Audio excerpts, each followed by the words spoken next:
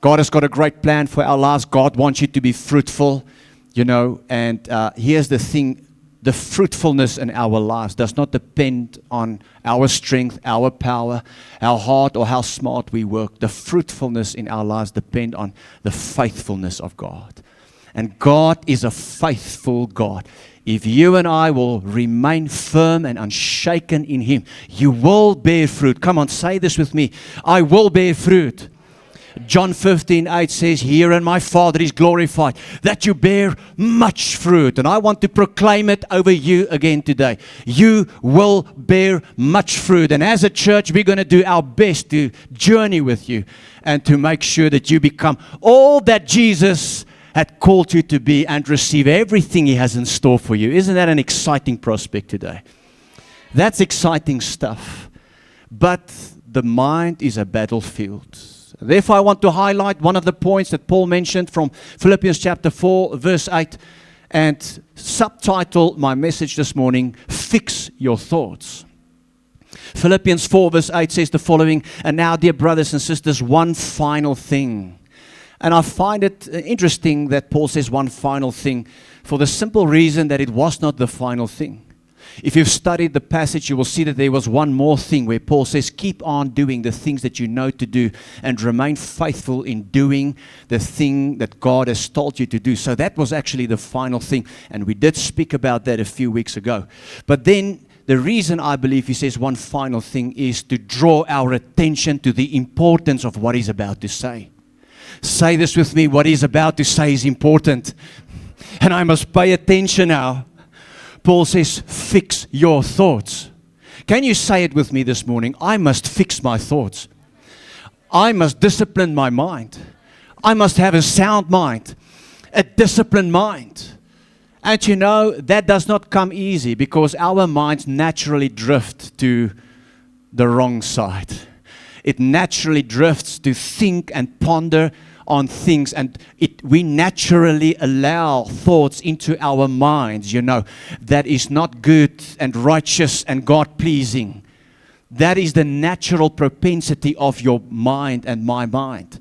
And therefore, Paul is saying you need to be intentional when it comes to what you think about. You need to be intentional about your thoughts and what you allow yourself to ponder and meditate on. Fix your thoughts. The word for the phrase fix your thoughts in the Greek is the word logisomai, and it means intentionally determine what we will think about and what we will refuse to entertain. I want you to understand today that you and I have a choice. We can make a decision. You do not need to allow just any thought into your mind. You can decide what you want to meditate on, what you want to think on, and what you do not want to think on. And you can refuse thoughts that you know you're not supposed to meditate or ponder on. Can I get an amen there? It doesn't mean that just because it comes to your mind that you need to allow it and entertain it. No, we have a decision. And therefore, the mind is a battlefield. We have to be intentional. And I want to say this very clearly. We need to be intentional in cultivating a disciplined and a sound mind. Can you say this with me today? I must be intentional with my mind. I must be intentional in what I allow in my mind.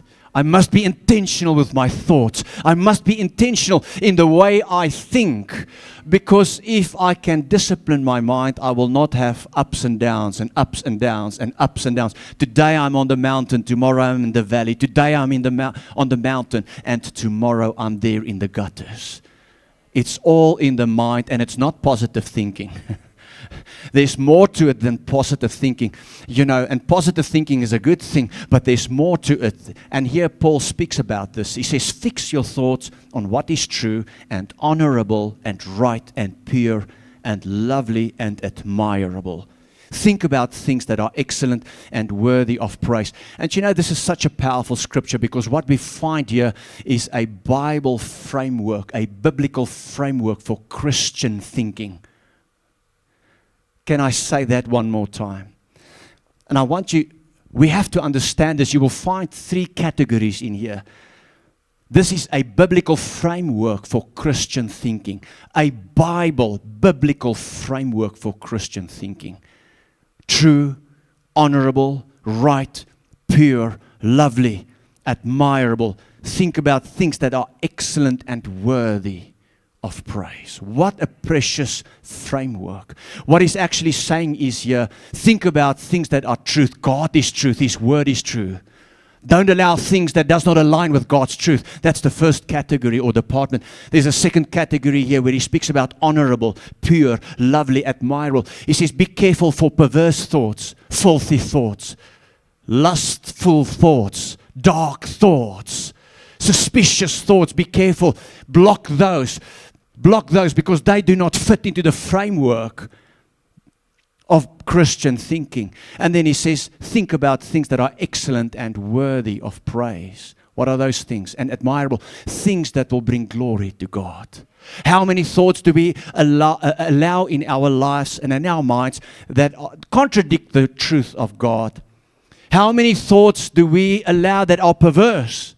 And I know Christians might not admit to this, but let me tell you something, that all of our minds are from time to time tempted by perverse thoughts, wrong thoughts, dark thoughts. We might as well admit to that and ask God to help us to cultivate a pure and a disciplined mind. Hallelujah. And therefore the mind is a battlefield because, as I've said, your mind will naturally drift to wrong things. That is why Paul says, fix it. My question to you this morning is, are you fixing your thoughts? Are you working with your own mind? Or do you allow your mind to dictate to you and to your life and how you behave and what you say and what you plan? Who is dictating who? No, we are supposed to fix our thoughts. Logizomai. And I've come here this morning to say it's time that we get a hold of what's happening in our minds. It's time that we say, Lord, help us to understand this Christian framework of biblical thinking. And I'm telling you, it's not so easy. It takes exercise. It takes practice on a daily basis. But the truth today is that you can teach your mind to dwell on what's true and right and pleasing and honorable and excellent and worthy of praise. You can do it. The Word of God says you can do it. Hallelujah. That's why I said it's more than just positive thinking. No, it's a biblical, Christian, Holy Spirit-driven exercise. Today we're going to work with the mind. Hallelujah. You know, there's an example in the Word of God. I quickly want to just mention this. We spoke about Elijah last week when we look at the faithfulness of God. You know, Elijah was a man of signs, wonders, and miracles. God did so many great things in Elijah's work. But yet I will show you an example of how the enemy succeeded to divert his mind away from the goodness of God in his life and taught him a lie which he believed, and that caused him to be depressed. You see, this is what the devil do. He will come and divert and lead your mind and your focus away from the faithfulness of God, from the goodness of God, from the good plan that God has for your life, from the worth that God has in you and the value God sees in you, and take your focus away from all that is good and pure and wonderful and shift it towards a lie and that which is dark and not true and that which is destructive for you and me. That's the plan of the enemy. He diverts your thoughts and your focus. And that's why Paul says, fix your thoughts. Quickly say with me, I must fix my thoughts. If you're listening to me today, this is a serious message. It might be one of the most crucial messages you will ever hear, because the mind is a battlefield. It is a war zone, and it can run wild. It can run wild, and so many people, you know, just let the mind go wherever the mind wants to go and entertain every thought that they're not supposed to entertain. I'm telling you, brothers and sisters, friends, family, I'm telling you today, there are people who are beautiful Christians, but their minds are not saved. People may want to debate me on this, but you know, that's maybe a radical thing to say, but let's then say it differently. But their minds are not trained. Their thoughts are not fixed. Are your thoughts fixed? Here, God provided for Elijah. He showed him faithful. You remember 1 Kings chapter 17, how God provided for Elijah. He sent ravens to provide for him. He protected him there at the brook Cherith.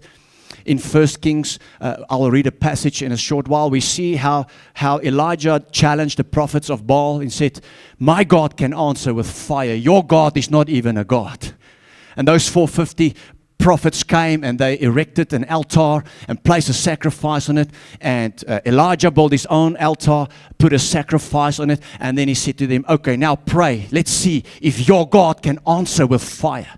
And they prayed. And later, it's so beautiful in this passage, that Elijah started to mock Baal. He says, oh, I think he's asleep.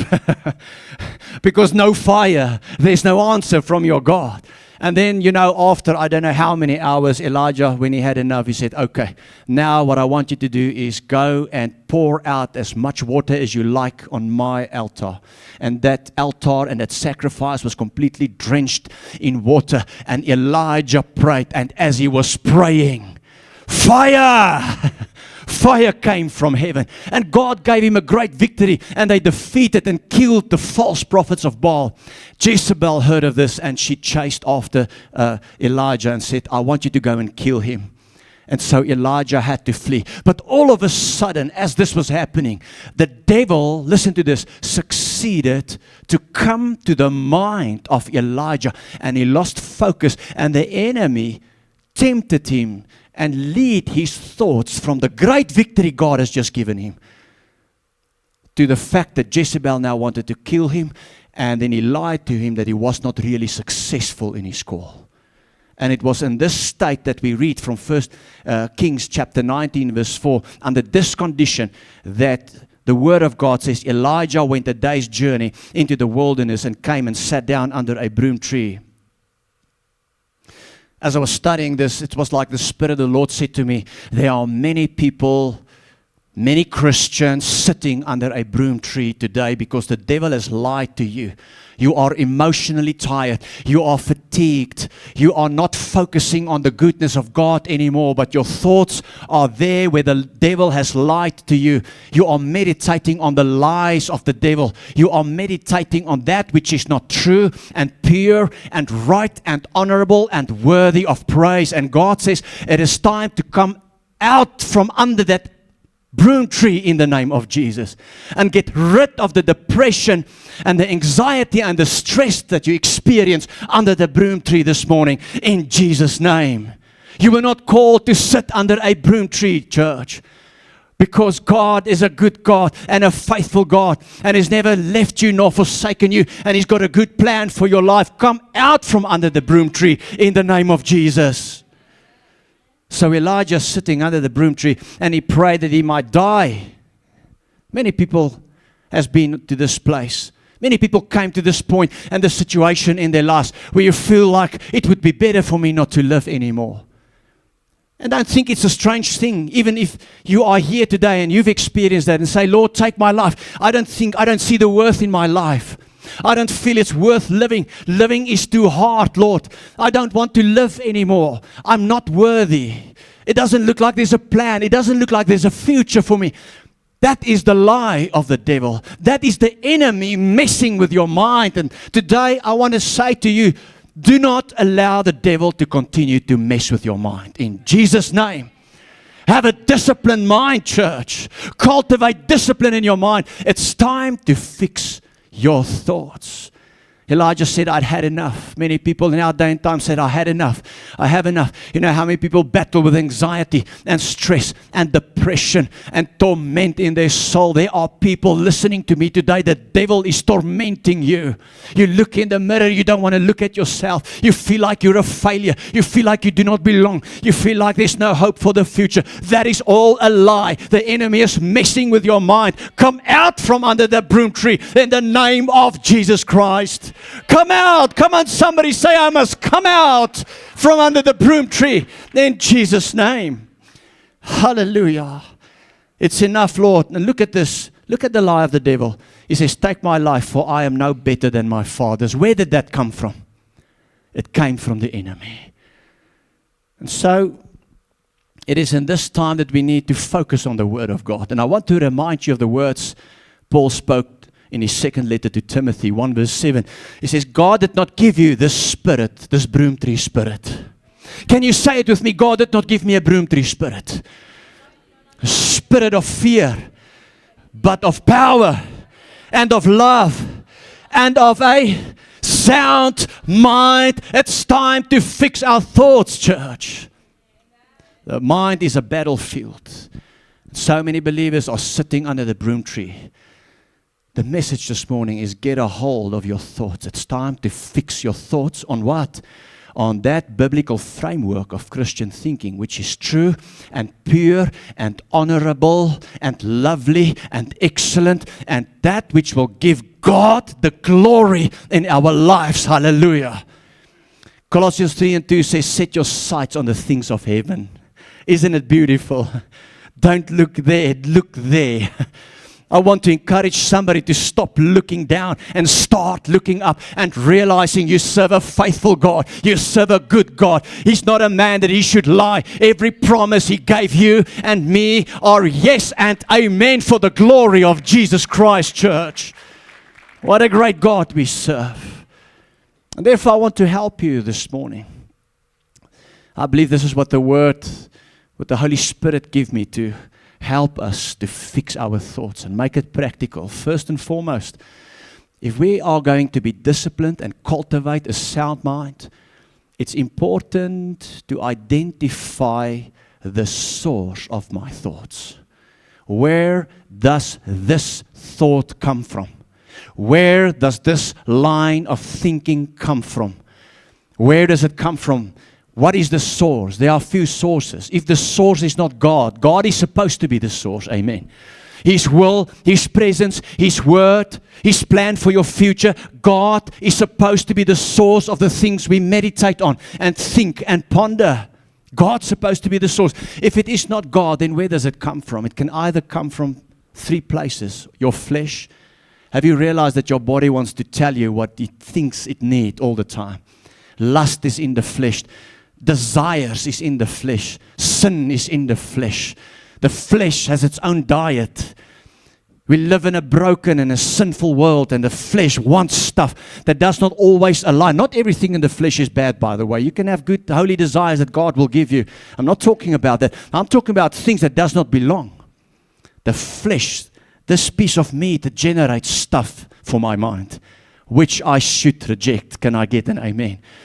The world we live in, culture, society, the customs, the traditions, the behaviors, that which you and I are exposed to via social media and through television, and what's happening in the world and around us, and what we see and feel and experience, that generates thoughts, that generates thinking. We must be careful for that, because again, most of that is filth and rubbish and does not align with what God wants. Hello, church. Are you with me? My question this morning is, what do you dwell on the most of your days? What do you think? What kind of thoughts are permeating your mind this morning? Where does it come from? What is the source? Because if we do not identify the source of where that thinking comes from, we cannot reject it. Fixing your thoughts starts by identifying where it comes from. I'm asking us as a church this morning, where does our thinking come from? We spend most of our time in our minds. Have you noticed? Thinking, processing. No, Paul says, logizomai. Fix your thoughts. Focus, because your mind naturally turns to things it's not supposed to be turning to. You have to fix it. You have to align it. You have to bring it back from dark to light, from that which is filth and perverse to that which is lovely and admirable and beautiful, from that which does not bring glory to God to that which brings praise and glory to God. Come on, mind, fix, logizomai, turn until it does and thinks what God wants it to doesn't think about. Fix your thoughts. What's the source of our thinking? We see that the source of Elijah's thinking was the devil himself, because I want to remind you that the devil is the father of lies. And he's launching attacks on your mind the whole day. He's not lazy. He's firing thoughts. Even while we're sitting here, some people think about what they're going to eat. I want to tell you that's the devil is busy messing with your mind. Turn to somebody and tell them, hey, what are you thinking about? Stop it.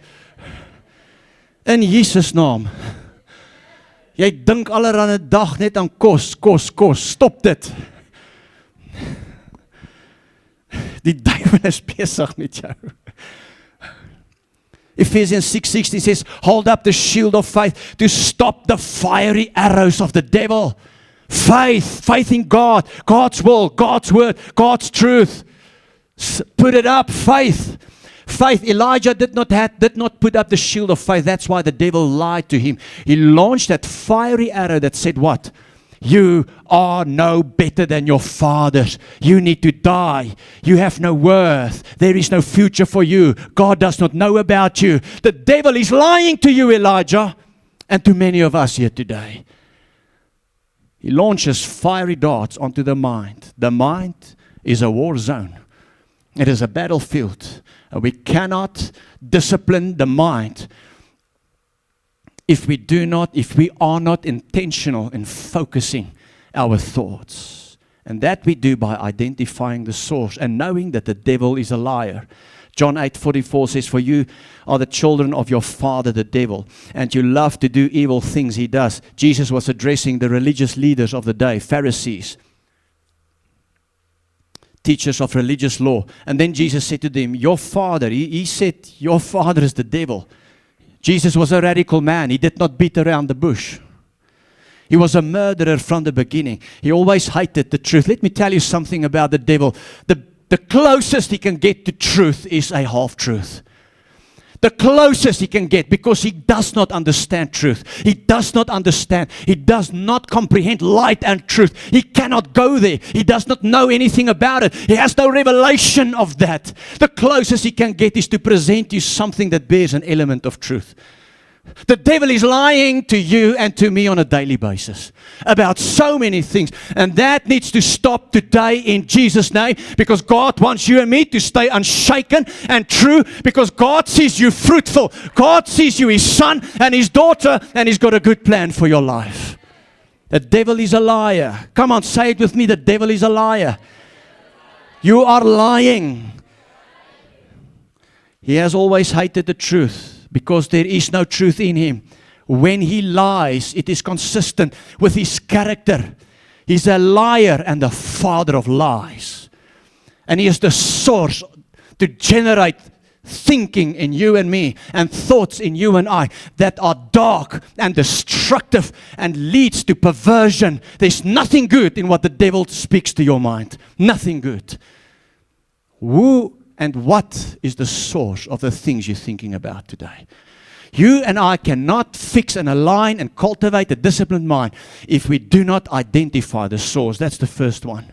Secondly, once we've identified what the source is, we must eliminate rebellious thoughts. We must capture and bring to the obedience of Jesus Christ everything that does not belong in my mind. Word of God says in Philippians 4 verse 8, I want to just go back here, and because this is where we need to understand what a rebellious thought is. What kind of thoughts do we need to capture? Fix your thoughts on what is true, honorable, right, pure, lovely. This is the biblical framework for Christian thinking. Say this with me, the biblical framework for Christian thinking. I don't know if Paul realized what the Holy Spirit gave him here when he wrote under the guidance of the Holy Spirit, the Word of God. God gave us a very, very pure framework for Christian thinking. You and I need to know Philippians 4:8 by heart. It's crucial because it's a weapon. It's the weapon we have to identify rebellious thoughts. Is it pure? Is it correct? Is there truth in it? Or is it perverse and lustful and dark and wrong and deceitful? Does it bring praise to God or not? What is this thought? Does it bring suspicion in my mind that will destroy relationships? Where does this thought come from? Does this thought form a stronghold that births a stronghold and a wrong motive in my heart that leads to destruction? Where is this thinking coming from? How will I measure it? Philippians 4 verse 8. Biblical standard framework for Christian thinking. We have to know this, and I want to read it to you once again and ask that you will go and meditate more on it and know it off by heart. Fix your thoughts on what's true, honorable, right, pure, lovely. admirable. Think about things that are excellent and worthy of praise. Hallelujah. We must capture rebellious thoughts. 2 Corinthians 10 verse 4 to 5. For the weapons of our warfare are not carnal. The weapons of our warfare are not physical weapons, fleshly weapons. No. The weapons of our warfare are the Word of God, and specifically this standard of Christian thinking, this biblical framework of Philippians 4 verse 8, so that we can identify the source of those thoughts, and when those thoughts come, that we can do what? Capture them. And I want the church to know that we have the anointing, we have the power, we have the fire, we have the right to cast down those arguments and those thoughts, and to capture them and bring them into and align them to the obedience of Jesus Christ. That's what the word was saying here. That is what Paul was saying here to the Corinthian church. The weapons of our warfare are not carnal, but mighty in God for pulling down strongholds. Hallelujah. I pray that as you listen this morning, that every stronghold break in your mind, your way of thinking, those thoughts that are tormenting you, and those lies of the devil, I declare null and void in your mind, that your mind will become sober, that the cloud in your mind this morning will disappear, and that light will penetrate your heart and your mind in Jesus' name. If you receive it, say amen, and give Jesus a big praise in this place.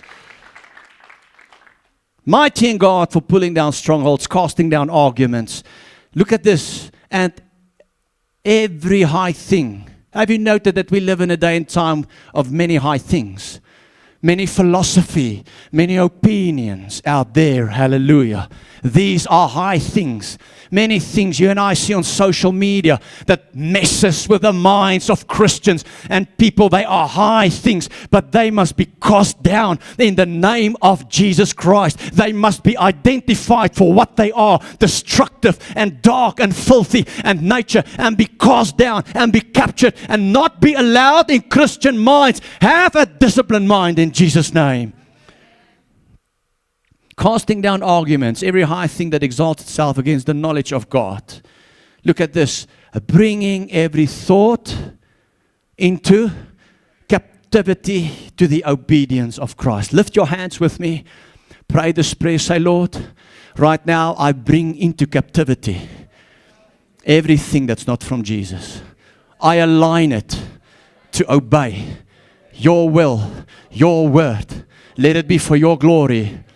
Lord, help me to cultivate a disciplined mind, that my mind will not be full of suspicions, daydreamings, drama, filth, perversion, that which is not true. I take into captivity every thought that does not belong in the name of Jesus Christ. Every stronghold be broken in my mind, in Jesus' name. And give Jesus a big praise. Somebody shout amen. Hallelujah. So how do we fix our thoughts? We identify the source. Number 2, we bring into captivity every thought that's in rebellion. What is rebellion? Rebellion is everything that does not align with the biblical framework for Christian thinking. What is rebellion? Rebellion is every thought, every pattern of thinking that does not align with the biblical framework for Christian thinking. Come on, say this with me. There is a biblical framework for Christian thinking. That framework is Philippians 4 verse 8. I have no excuse. Turn to somebody and tell them no excuses. Turn to somebody else and tell them, dink asseblief reg in Jesus' naam. It's just a little joke, okay? Just to see if you're still awake, okay? Hallelujah. I want to give you one more key and then we're done. What's the first one? Identify the source of your thoughts. Number 2, take captive every thought that does not align. Number 3, fill myself. Number 3, fill myself with the Word of God and the glory of God. You know why the devil messes with so many minds? It's because people stop to have a devotional life. They don't pray. They don't meditate on the Word of God. They don't take the Word of God seriously. they read it 10 minutes a day just to feel better about themselves so that they don't feel guilty that they do not have a devotional life. Hey, God's called you to true devotion. You must not just have a little 10-minute devotion. You must love the Word of God. It's the source of where God is going with you. It's the source of life and the promises and the goodness and the greatness of God for your life. You must eat the Word. That picture of John that ate the scrolls in the book of Revelation comes to mind. We must eat the Word. We must fill ourselves with the presence of God. Have a devotional time where we seek Him until we find and encounter Him. Can I get an amen there?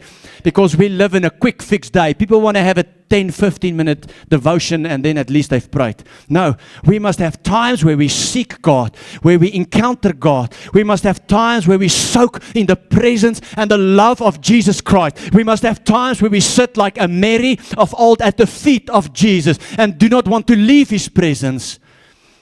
Then the devil will not be able to mess with our minds. The devil is finding it so easy to mess with the minds of this generation. It's become so easy for Satan to lie to people. And why is that? Because we're too busy.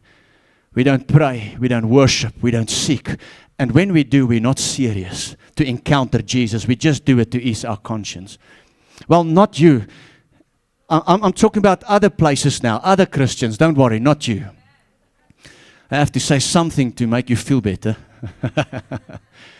You know what is amazing to me?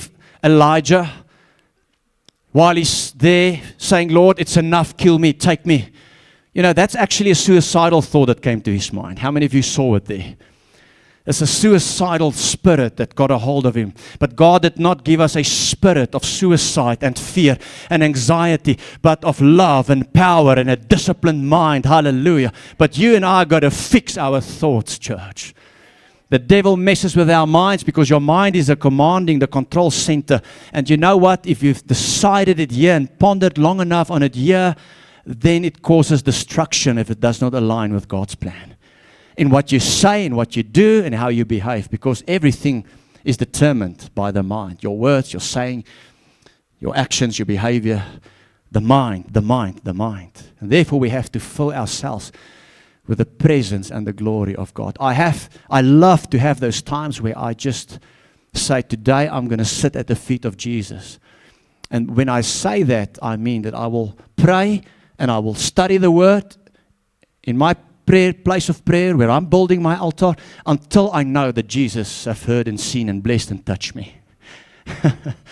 He's so lovely because when we do it, Jesus shows up. He's so faithful. We serve a faithful God. Great is His faithfulness. Hallelujah. So Elijah, God said, okay, Elijah, we need to work with your mind. You are not filled with my presence. Is it not amazing that such a great man of God felt like it was the end for him and he wanted not to live anymore? The reason I'm mentioning this, it doesn't matter how good a Christian you are. You can be a great leader, a pastor, or a good Christian. We can all still get to that place, you know, where we come to emotional breakdown and mental breakdown.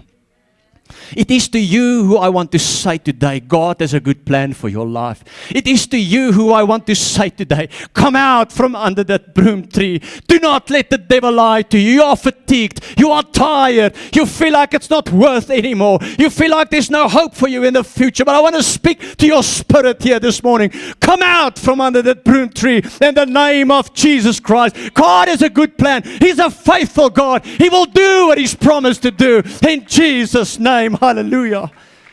I speak to your spirit.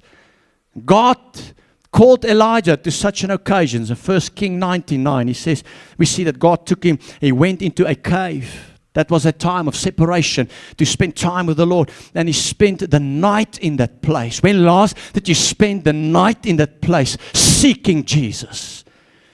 And look at this, and behold, the word, say with me, the word of the Lord came to Elijah there.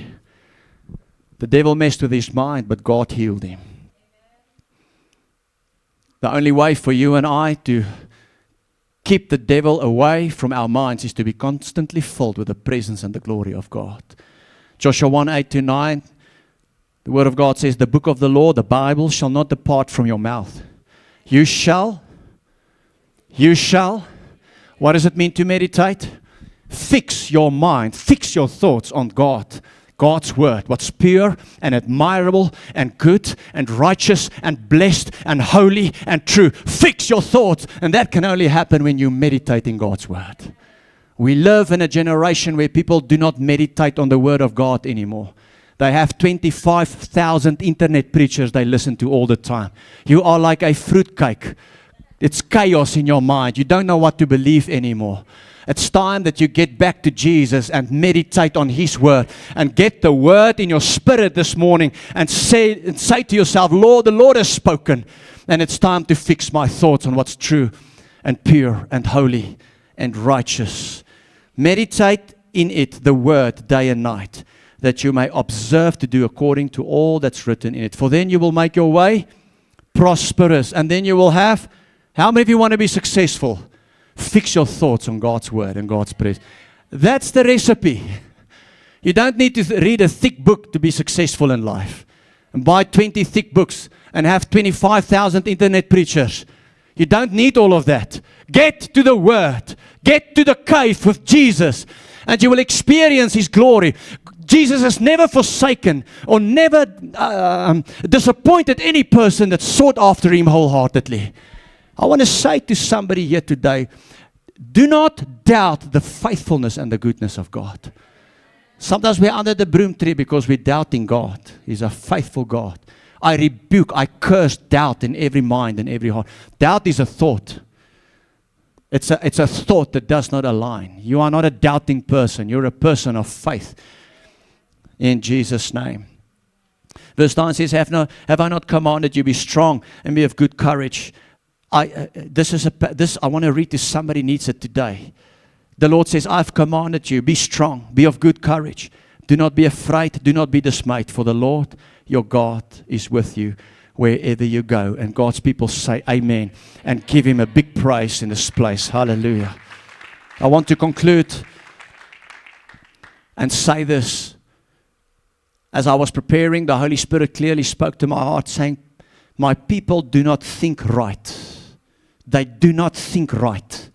I want to ask you today, are you thinking right? You see, because you can be saved, you can know Jesus, you can come to church, you can pray every day. It doesn't mean that you're thinking right. And nothing changes until you start to think right.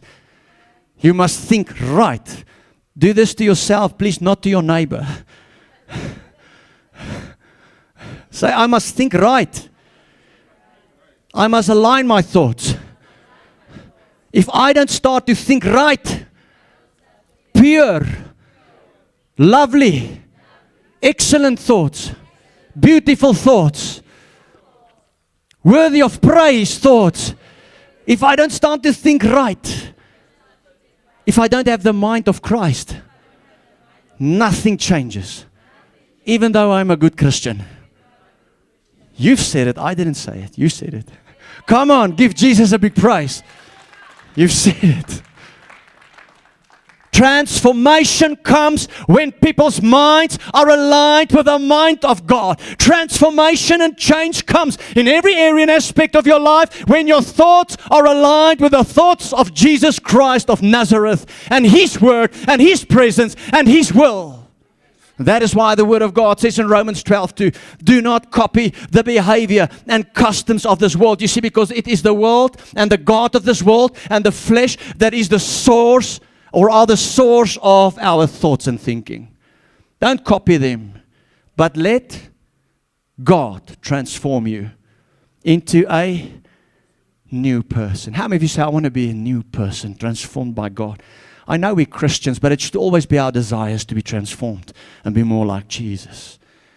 Into a new person by changing there it is, by changing you think. You must think different as from today, in Jesus' name, by fixing your thoughts. Then you will learn to know what God's good will for you is, which is good, pleasing, and perfect. Some of us do not know God's will because we don't think right.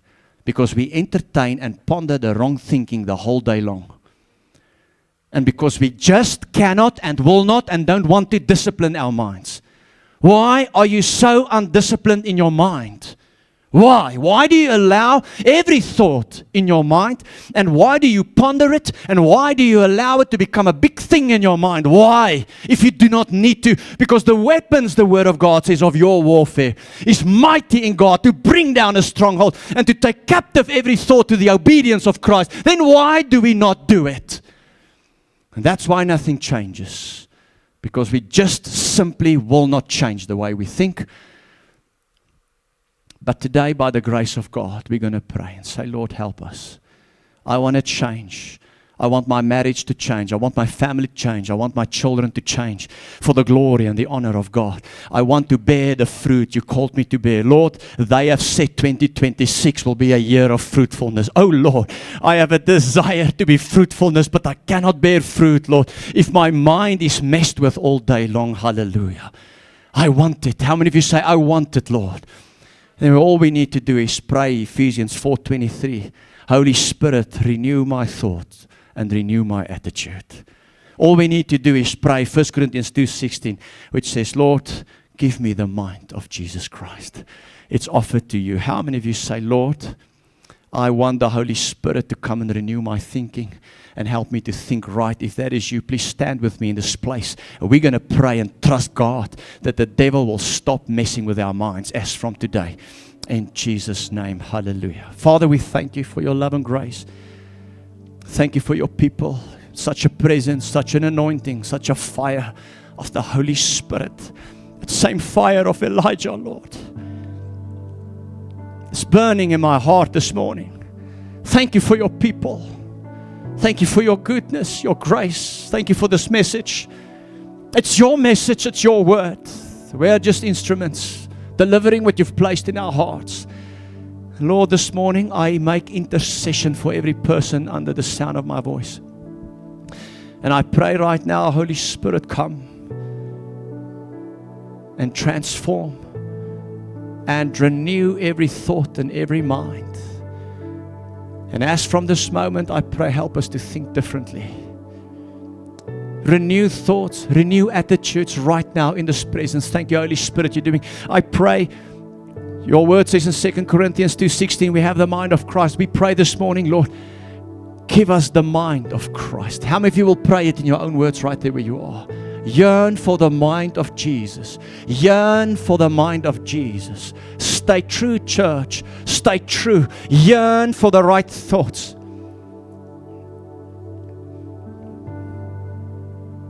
I want to read Philippians 4:8 to you. And as I go through this standard of Christian thinking, this biblical framework of Christian thinking, the Holy Spirit reminds you of a thought that you need to get rid of, that you will ask the Lord to change your thinking and take captive in obedience of to Jesus Christ that thought. Fix your thoughts on what is true. Is there any thought in your life that's not true? It's a lie from the devil. It does not align with God's truth. True and right. What is a lie? The devil has lied to some of you about who you are, your worth. Lied to some of you. God will never forgive you for what you've done, for where you've been, for what you've said. It's a lie. God's faithful to forgive. Whatever lie, rebuke it, curse it, take it into captivity to the obedience of Jesus Christ. Fix your thoughts on whatever is honorable and pure, lovely and admirable. Rebuke every lustful thought, every dark thought, every perverse thought. Rebuke it right now. And ask God to help you. For those of us who battle with pornography, who battle with looking at the wrong things over the internet and social media platforms, ask God to help you. Cry from your heart. Say, Lord, take these dark, perverse thoughts away from me, Lord, and give me the strength not to fall for these things again in Jesus' name. Help me to overcome my weaknesses and my temptations, Lord. I do not want the devil to mess with my mind anymore. Every sinful thought, rebuke it. Bring it into captivity to the obedience of Jesus Christ. every suspicion that you know is unfounded and ungrounded, the Holy Spirit gives you now, bring it into captivity to the obedience of Jesus Christ. It will destroy relationships. In Jesus' name. Take it captive. May you have the mind of Christ. Think about things that are excellent and worthy of praise. If there's any thought in you that does not praise Jesus, if there's anything you're busy with in your life, any thought, any thinking pattern that does not bring praise and glory and honor to our Lord and Savior, take it into captivity to the obedience of Jesus Christ. Right now, in Jesus' name. Lord, thank you for changing our minds. Change my mind, Lord, to align with the mind of Christ. What I thought, my line of thinking, change it in Jesus' name. I want to ask this question today, every knee, every eye closed, every head bowed. If you're in this place and you need Jesus, there's things wrong in your life, this is your moment to make things right with God, to come back to Jesus, to step right back into a relationship with Him. You want to do that right now, right there where you are, just quickly lift your hand. I'm going to do a prayer with you. Thank you, thank you, thank you. Are there more hands this morning? Thank you, thank you.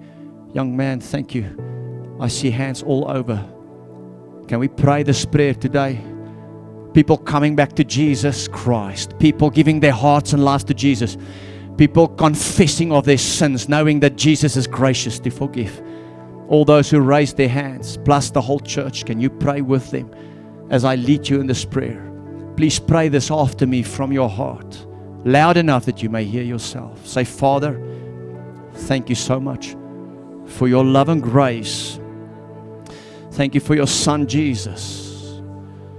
I confess with my mouth, believe in my heart, Jesus Christ is the way, the truth, and the life. I give you my heart and life. Sorry for my thoughts.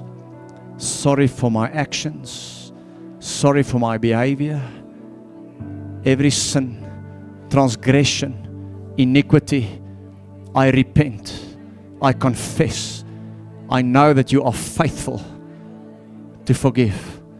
I receive your forgiveness. The blood of Jesus washes me, cleanses me, heals me, restores me, delivers me. Give me the new mind of Jesus. Precious Holy Spirit, come, take your rightful place in my heart, in Jesus' name, and give Him a big praise. Come on, church, give Him a bigger praise. Woo! Hallelujah. You don't know what just happened in people's hearts, people's minds, people's lives. It changes the course of generations, that which the Lord has just done in this place. I want to congratulate all of you. I want to ask visitors and everyone who raised their hands and came back to Jesus this morning. We will have a visitors table there in the corner. There's a lamp there. We have an info desk there at the back as you go out. Get connected so we can give us your information so we can get in contact with you and so that we can journey with you. Let's take our seats for a moment. Hallelujah. I want to ask the people that's helping with the communion. We will have communion this morning to please come and join us in front here. Thank you.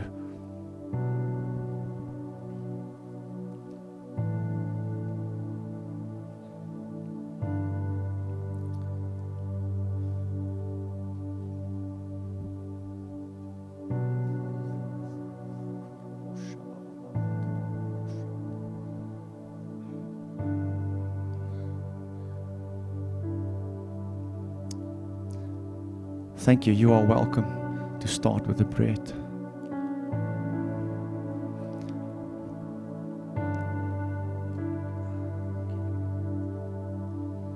I want to invite everybody to partake of the table. It's not a table of the church or a denomination. It's the body of Christ, and you are welcome to partake. You say, well, I don't feel like I'm right to partake. Why? If something is wrong, you need to partake because it's the body and the blood of Jesus that fixes you. Hallelujah. We cannot in our own power achieve the kind of holiness before we sit at the table. It is the table that forgives sins, and it cleanses, and it washes, and it empowers us. You are welcome to partake. Jesus is the way, the truth, and the life.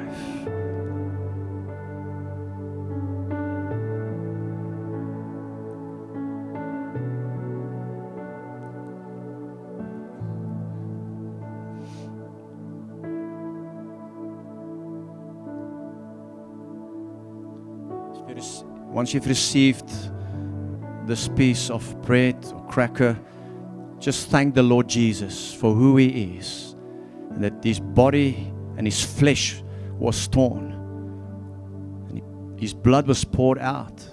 The Word of God says, do this in remembrance of what Jesus did, and remind Him and remember Him this morning. Remember what He has done for you, and appreciate Him, and thank Him, and ask Him to give you the mind of Jesus. Thank you. If you have ministered to all, we will wait until you join us in front here. Thank you. Has everybody received a piece of bread or cracker? If you have not, if you can just raise your hand so we can minister to you. Before I pray, I want to read again 1 Kings 19 verse 4. Elijah went a day's journey into the wilderness and came and sat down under a broom tree. The reason I want us to read this again, because as we partake of the body of Christ and the blood of Jesus, God is going to take you out from under that broom tree here this morning. As you partake of the body and of the cup, I want you to have an expectation that Jesus Christ is doing something new in your life, and that He deals with everything in you that does not align with His goodness and His grace and His mercy and His good plan for your life. God calls you out from under the broom tree. He prayed, Lord, take my life, for I am no better than your fathers. As we partake of the body and the blood of Jesus this morning, every lie of the devil, every wrong thought is cancelled in your life and in my life. In Jesus' name. And God's people say amen. Father, we thank you that you've loved the world so much. You gave us your one and only Son, Jesus. Jesus, we remember you. We honor you. We love you. Thank you that because of what you've done on the cross, you've become a curse for us. Therefore, we do not need to sit under that broom tree this morning. Thank you that you deliver, that you restore, and that you change and renew the way we think. In Jesus' name, amen. Let's partake.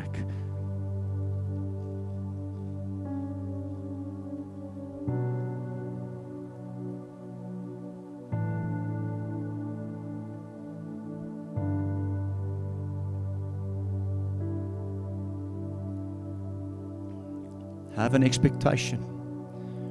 Have an expectation as we partake of this communion that God does what no man can do. In Jesus' name, thank you, Lord. Yeah, we are welcome to proceed. Thank you.